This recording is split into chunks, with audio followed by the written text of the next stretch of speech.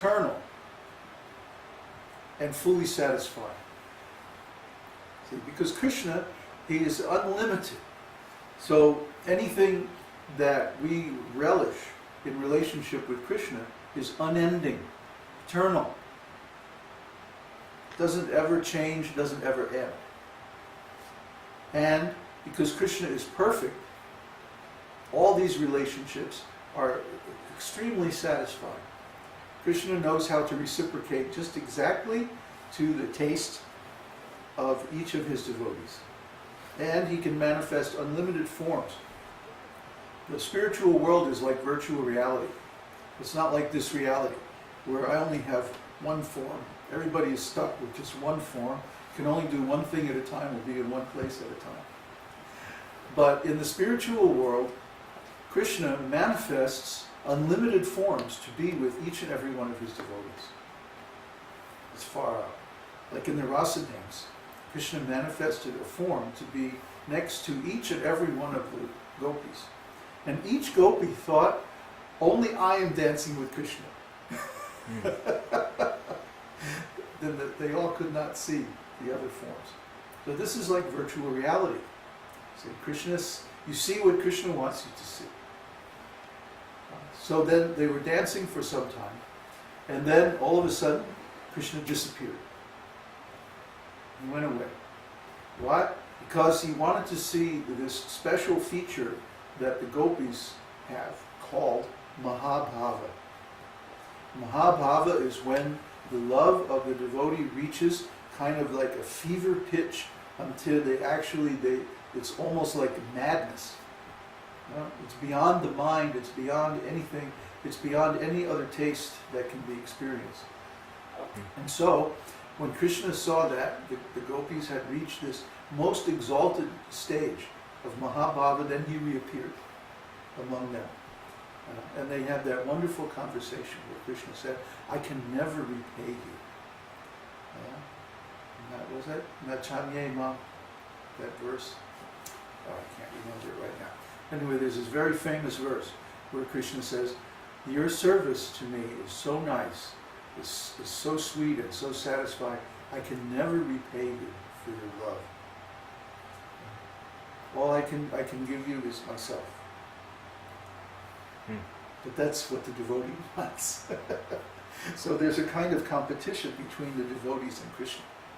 The devotees are offering service to Krishna, and Krishna is reciprocated. And so the devotee offers more service, and then Krishna increases his reciprocation. And then, Krishna's giving more energy, more facility. So the devotee increases their service, and Krishna increases his, and then he makes the ecstasy so intense that, like, you can't do your service anymore. You're just like, and then he says, I win. And the devotee says, no, you don't. I'm going to increase my service even more. And this goes on eternally. Eternally. Yeah, it's like a game. But it's a really far out game because it's about love. And that love is never broken. That love never ends. It never diminishes, it only increases. One name of Krishna in the Vishnu Sahasranam is Ridha. Ridha means that which increases, grows. So Krishna is always growing and always increasing. And he's always expanding and manifesting more and more variety, more and more new and ever fresh, original and unprecedented pastimes. Just like when he appeared as Nrsimhadev. Nobody had ever seen such a form before. Prahlad Maharaj, he was being attacked by his father, Hiranyakashipu. And Hiranyakashipu was asking, where is this God of yours? I don't see any God. What are you talking about? And Prahlad said, well, he's everywhere, Father. He's in every atom. He's present all over. So Hiranyakashipu said, then is he present in this column? And Prahlad said, well, of course he is, Father. He's everywhere. So Hiranyakashipu, then I'll smash him. And he took his sword and smashed the column. And out of the column jumped Nrsimhadev. So he reciprocates with his devotee just to prove the devotee's word. Just to show that his devotee always speaks the truth. I mean, it's so wonderful, these pastimes. And they go on and on and on, like wave after wave of a huge unlimited ocean. You know, when you stand on the shore of the ocean, waves just keep coming and coming and coming without any let up. Oh, that's Krishna's pastimes. His pastimes are just like a huge ocean. If you read Śrīmad-Bhāgavatam, Mahabharata, Ramayana, so many Vedic scriptures describing nothing but Krishna's pastimes. You have enough reading for the rest of your life. You don't have to read any other books. Everything is there. Every science, every kind of spiritual knowledge, every kind of material knowledge. The whole science of music is summed up in 2 words in Śrīmad-Bhāgavatam. Svara Sapta. Svara Sapta. If you start investigating the meaning of these words, gradually you can extract the whole science of music from just those 2 words. So I happen to know something about music, so I was able to understand this.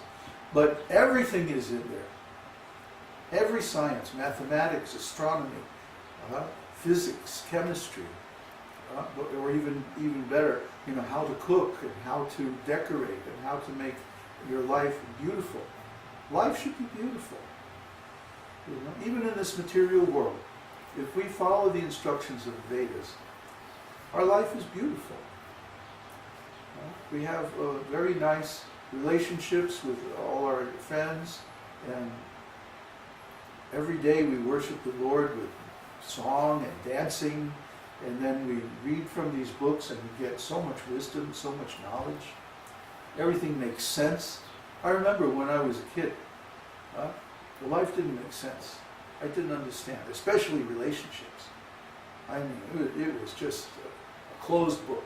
Why do people do the crazy things that they do? When you love somebody and they love you, doesn't that last forever?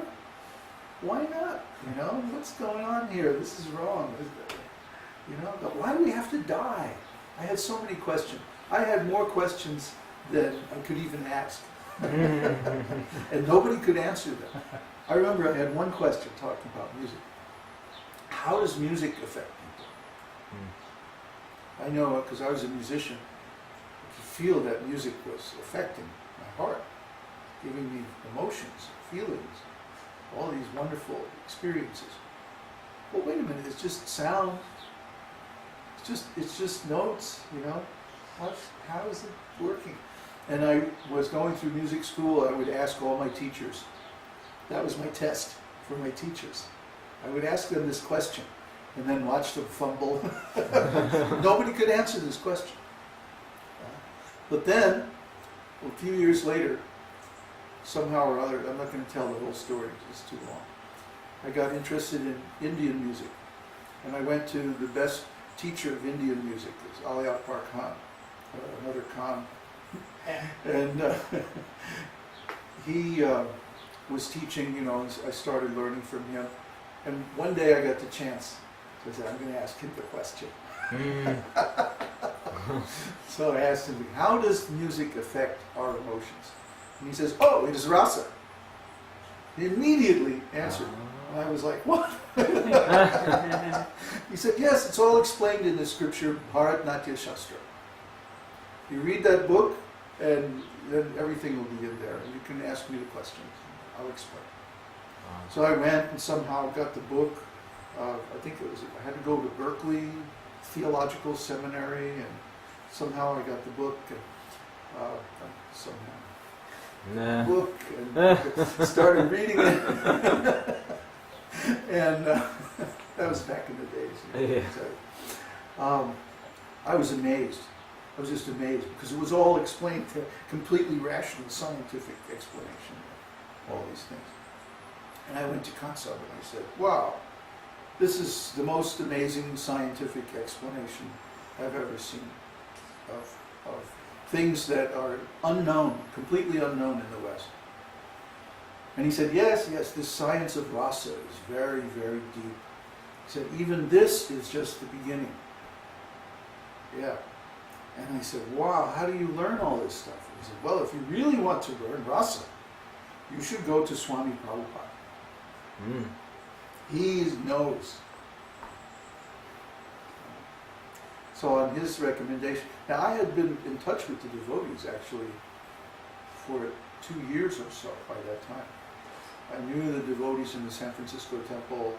I had been to many Sunday feasts and everything like that. But you know, unless you have the insight that this is actually the greatest knowledge, from the outside it's very hard to tell if this is the real thing or if this is just another cult, another sect, another guru, another little group